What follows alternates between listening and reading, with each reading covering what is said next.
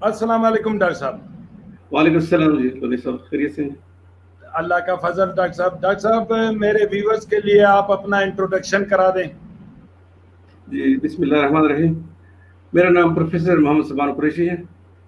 मेरा ताल्लुक बन्नू डिस्ट्रिक्ट से है और मेरी स्टडीज़ DVM, MPhil, PhD ये लाहौर वेटरनरी कॉलेज और फैसलाबाद यूनिवर्सिटी से हैं।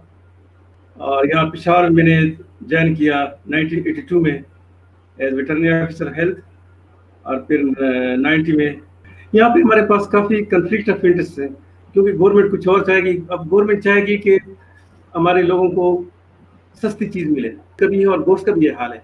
आपको 2 दुकानें अगर मिल जाएंगी कि किसी इलाके में, और एक गंदा गोश्त बेच रहा होगा सस्ती कीमत पे, और एक साफ सुथरा क्वालिटी सर्टिफाइड सीड फार्म में अपने रेफ्रिजरेटर्स वगैरह में रख के और सफाई का ख्याल करके, और जानवर भी सही सही जानवर जो बीमारी से पाक हो और जिसकी एज भी सही हो, टेंडर भी हो, वो बेचेगा। तो वो अगर हाई रेट पे बेचेगा, उसके पीछे अगेन फूड सेफ्टी अथॉरिटी या ड्यूटी की वजह से वही पीछे लग जाएंगे, और उसको फिर मजबूर करेंगे या दुकान बंद करे या अपने क्वालिटी को डाउन करे, और लोगों को इस तरह, और लोगों को फिर वो मौका नहीं मिलता कि हम अच्छी चीज़ अच्छे पैसों पे अच्छी चीज़ ले सकें।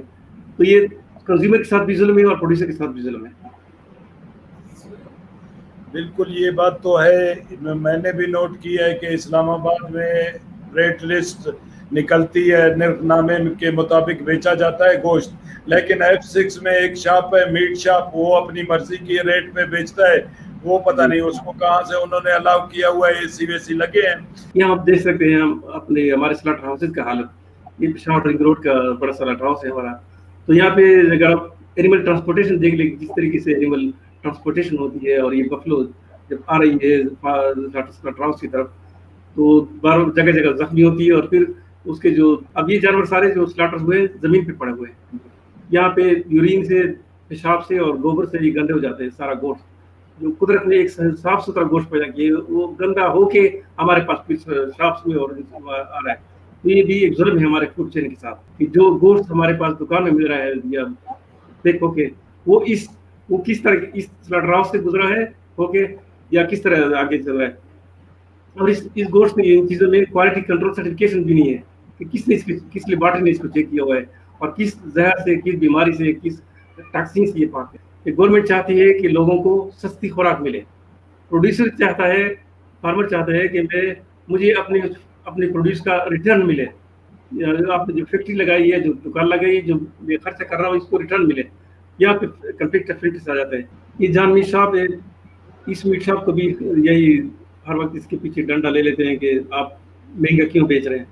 अब अगर एक शॉप ने वहाँ पे चिलिंग और ये प्रोसेसिंग और वो एनिमल भी सही ले रहा है, और उसकी एलीट कंज्यूमर है, इवन आपके गवर्नर हाउस और कोर कमांडर इनके कस्टमर है, लेकिन इसके पीछे भी डंडा आ जाता है कि आप 300 से ऊपर भी मीट नहीं बेच सकते। तो एक मसला होता है ऐसे इंटरप्रेन्योरशिप के लिए, ऐसे यंग लोगों के लिए। अब ये यंग लड़का है, अगर या हम इसको डिस्करेज कर लें, तो अपने बिजनेस किस तरह चला सकेगा। और एक कस्टमर बड़ी मुश्किल से बनता है, और कस्टमर जब आपके पास दोबारा रिटर्न होके आते हैं, तो इसका मतलब ये है कि आपने क्वालिटी ऐसी दी, आपने रेट अच्छा दिया। तो इसलिए बिजनेस को छोड़ना चाहिए, अपने फ्री प्राइस मार्केट कंट्रोल, इसका प्राइस कंट्रोल बिल्कुल रिमूव होना चाहिए लाइफस्टाइल प्रोडक्ट से, कि प्रोडक्ट खुद ही अपने आप को सर्वाइव कर ले।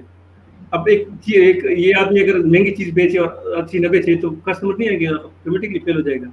और अगर उसकी वो है, कस्टमर उसके हैं, और उसका रेट भी अच्छा है, क्वालिटी भी अच्छी है, और उसको पे भी लोग कर रहे हैं, तो लेट देम पे और लेट यू अर्न, क्योंकि उसने बिजनेस चलाना है।